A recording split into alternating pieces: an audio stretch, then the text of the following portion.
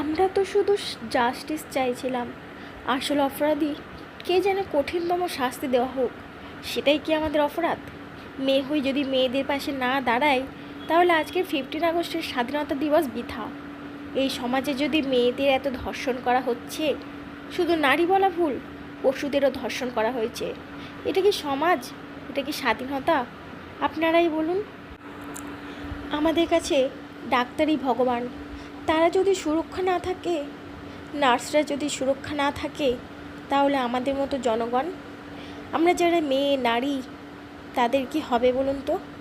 2024-এ এসে এসব দেখতে হচ্ছে? ছি ছি, এসব ভাবাও যায় না।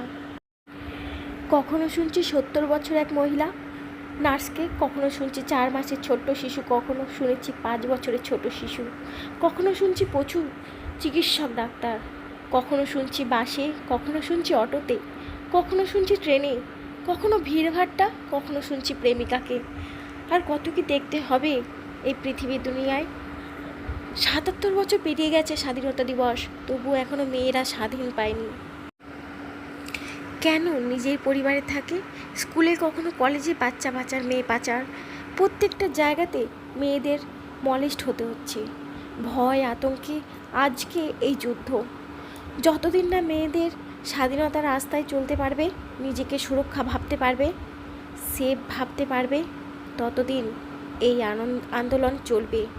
তবে আমাদের দেশ স্বাধীন হবে যে দেশে মেয়েরা স্বাধীন নয়, সে আবার কিসের স্বাধীনতা দিবস? কিসের স্বাধীনতা দিবস?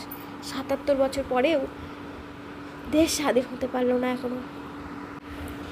আজ তিলোত্তমা আমাদের মধ্যে নেই ঠিকই, কিন্তু আমাদের চোখে আঙুল দিয়ে দেখিয়ে দিতে পারলো যে মেয়েরাও রাত দখল করতে পারে, মেয়েদেরও ক্ষমতা আছে।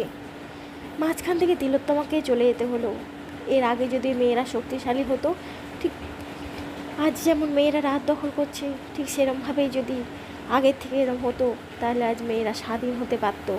তোমরা সবাই স্বাধীন হও, মেয়েরা শক্তিমান হও, পুরুষদের দেখিয়ে দাও যে মেয়েরাও হতে পারে শক্তিশালী।